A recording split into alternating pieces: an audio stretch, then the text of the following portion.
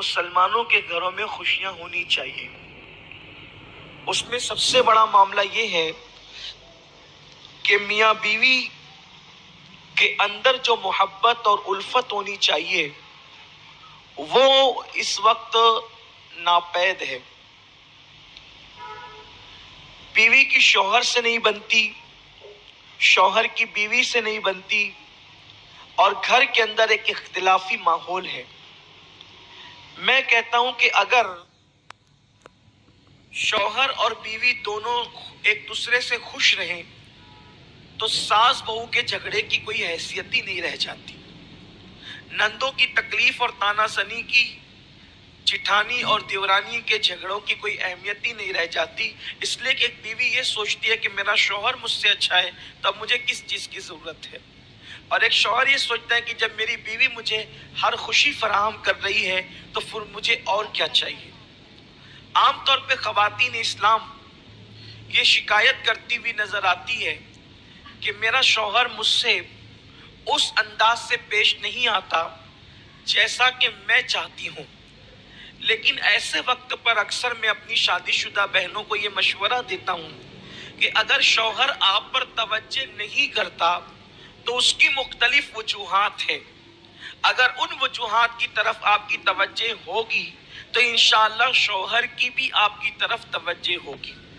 ایک تو یہ ہے کہ بڑی معذرت کے ساتھ عورتیں میک اپ اس وقت کرتی ہیں جب وہ کسی شادی کے فنکشن میں جاتی ہے، جب وہ ولیمے میں جاتی ہے، جب وہ بازار میں جاتی ہے، جب وہ میکے میں جاتی ہے، تب وہ میک اپ کرتی ہے، سنگھار کرتی ہے۔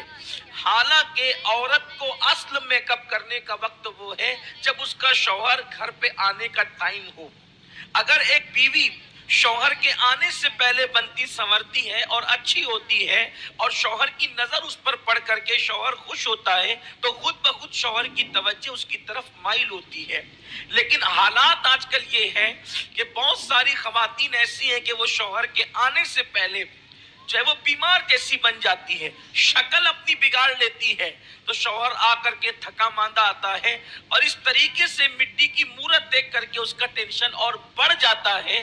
چند دنوں تک تو وہ برداشت کرتے رہتا ہے، جھیلتے رہتا ہے، لیکن پھر بعد میں دھیرے دھیرے یہی چیز نفرت کا سبب بن جاتی ہے۔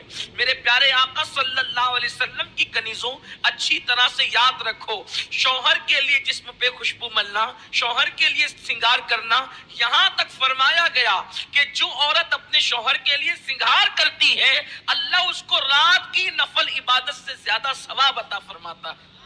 اس لیے خواتین کو چاہیے کہ وہ اپنے شوہر سے آنے سے پہلے اس طریقے کا انداز اختیار کرے۔ بلکہ میں یہاں یہ بھی خواتین کو کہنا چاہتا ہوں، میرے آقا صلی اللہ علیہ وسلم کی کنیزوں، بہت ساری عورتوں کا حال یہ ہوتا ہے کہ شوہر کے گھر سے نکلنے سے لے کر گھر آنے تک کے جتنی داستان ہے وہ غبارے کی طرح اپنے اندر بھر کے رکھتی ہے، اور جیسے ہی شوہر گھر آتا ہے پانی دینے سے پہلے، کھانا دینے سے پہلے، کوئی بات کرنے سے پہلے وہ پوری فائل کھول کر کے رکھ دیتی ہے۔ اپنا شوہر کو کھانا اچھا لگتا ہے نہ پانی اچھا لگتا ہے، دیکھو جی بیٹے نے یہ کیا، بیٹی نے یہ کیا، ساس نے یہ کیا، نند نے یہ کیا، فلاں نے یہ کیا، فلاں نے یہ کیا، گھر میں آٹا نہیں ہے، کھانا جو ہے وہ گھر میں راشن ختم ہو گیا ہے، گیس کا باٹلا بھی جو ہے وہ ابھی کام نہیں کر رہا ہے، پاور بل بھی آ کر کے پڑا ہوا ہے۔ وہ بیچارہ اتنی ساری ذکر سننے کے بعد سوچتا ہے یا اللہ میں باہر ہی تھا تو اچھا تھا۔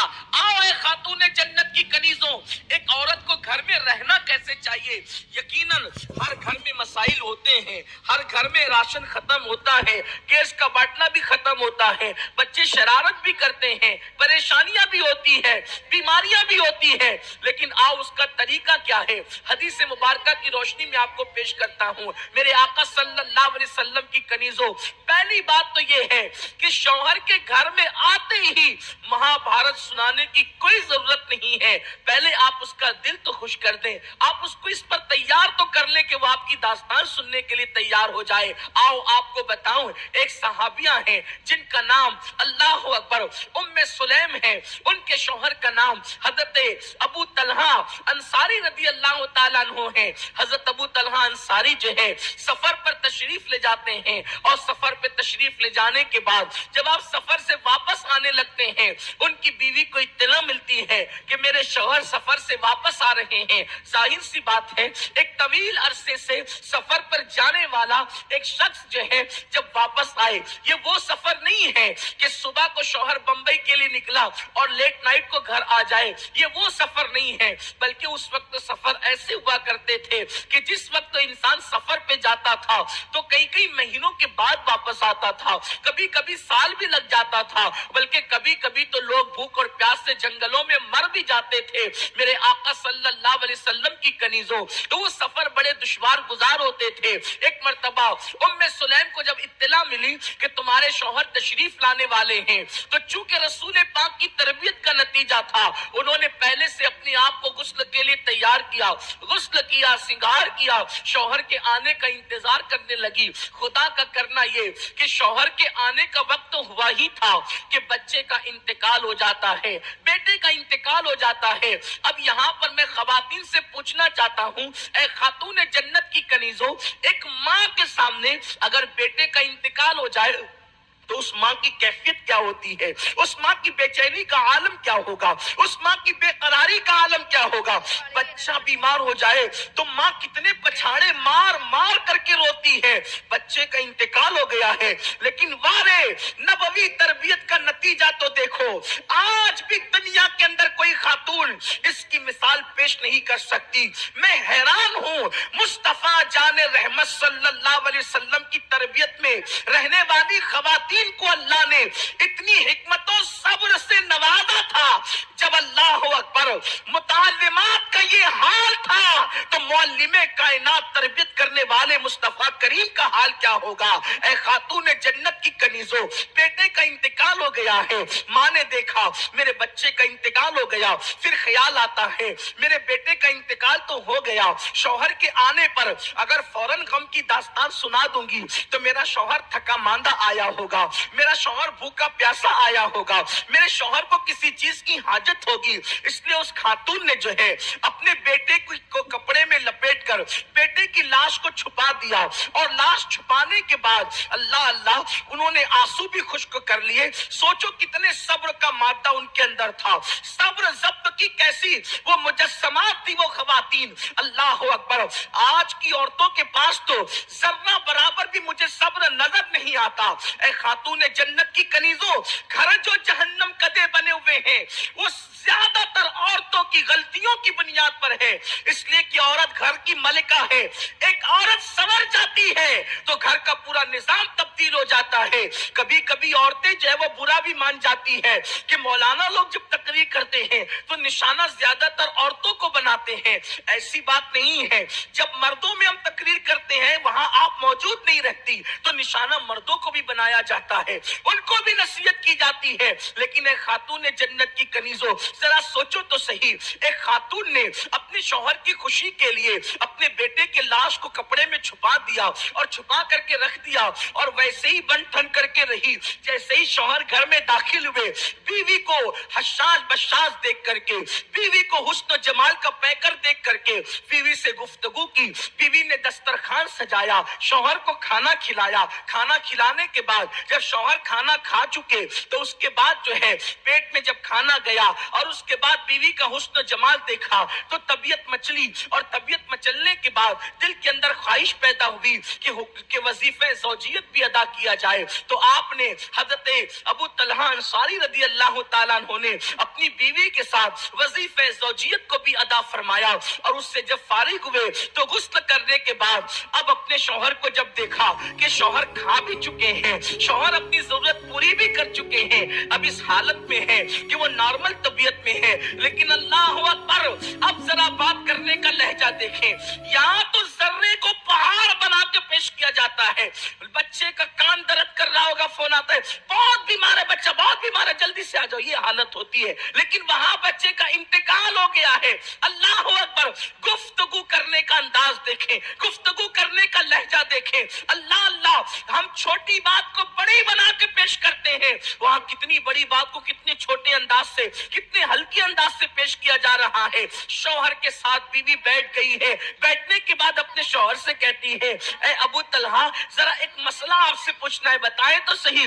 ابو طلحہ کہتے ہیں کیا بات ہے؟ تو اس وقت خاتون نے کہا اللہ اکبر، یہ بتاؤ اگر کوئی شخص اپنی امانت کسی کے پاس رکھے اور پھر وہ اپنی امانت کو واپس لے لے تو برا ماننے کی کوئی ضرورت ہے؟ ابو طلحہ نے کہا بالکل نہیں، اگر کوئی اپنی دی ہوئی امانت کو واپس لے لے تو اس میں برا ماننے کی کیا بات ہے؟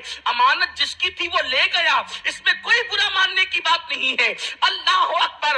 پھر ابو طلحہ کی بیوی کہتی ہے جب امانت لے لی جائے تو غم کرنا اور برا ماننے کی کوئی بات ہی نہیں ہے، تو یہ بتاؤ آپ اللہ کی امانت ہو کہ نہیں؟ وہ کہتے میں بھی اللہ کی امانت ہوں۔ پھر کہتی میں اللہ کی امانت ہوں یا نہیں؟ وہ کہتے تم بھی اللہ کی امانت ہو۔ پھر کہتی ہے میرا اور آپ کا بیٹا اللہ کی امانت ہے یا نہیں؟ تو کہتے ہاں اپنا بیٹا بھی اللہ کی امانت ہے۔ تو کہا اگر وہ اللہ کی امانت ہے اور یقیناً اللہ کی امانت ہے تو اللہ نے اپنی امانت کو واپس لے لیا ہے۔ اس کے بعد لاش کو پیش کیا۔ اللہ اکبر۔ ابو طلحہ نے پوچھا یہ بات تم نے گھر میں آنے کے بعد مجھے کیوں نہیں بتائی؟ تو خاتون نے کہا اگر پہلے بتا دیتی تو آپ کھانا بھی نہیں کھاتے، ضرورت سے فارغ بھی نہیں ہوتے، آپ کی خوشی کی خاطر میں نے غم کے کڑوے گھونٹ پی لیے۔ اللہ اکبر۔ جب یہ بات مصطفیٰ جان رحمت کے پاس پیش کی گئی، حضور نے فرمایا روئے زمین پہ جنتی عورت کو دیکھنا ہے تو ابو طلحہ کی بیوی کو دیکھ لیا جائے۔ اے خاتون جنت کی کنیزوں، یہ ہے شوہر کے ساتھ سلوک، یہ ہے شوہر کے ساتھ انداز۔ میرے آقا صلی اللہ علیہ وسلم کی کنیزوں، آج کل لیکن خواتین کے اندر یہ چیزیں نہیں ہے۔ اس کی وجہ یہ ہے حدیث پڑھ کر زندگی گزارنے کا سلیقہ سیکھو گی تو ایسی عورت بنو گی جیسے ام سلیم تھی، اور سیریل دیکھ کر کے زندگی گزارو گی تو پھر وہی ہنگامہ آرائیاں ہوگی، پھر وہی برائیاں ہوگی، پھر وہی بلائیں ہوگی، پھر وہی گھر میں جھگڑے فساد ہوں گے۔ اے خاتون جنت کی کنیزوں، آج ضرورت ہے کہ خواتین اپنے شوہر کے حقوق ادا کریں، اپنے شوہر کے ساتھ زبان درازی نہ کریں، ان کا ہاتھ بٹائے کاموں کے اندر، ان کی خوشی کے لیے اپنی خوشیاں ان پہ قربان کرنے کی کوشش کریں۔ وہ جب کوئی حکم دے تو اس پہ عمل کریں۔ سیدنا خواجہ عثمان ہرونی فرماتے ہیں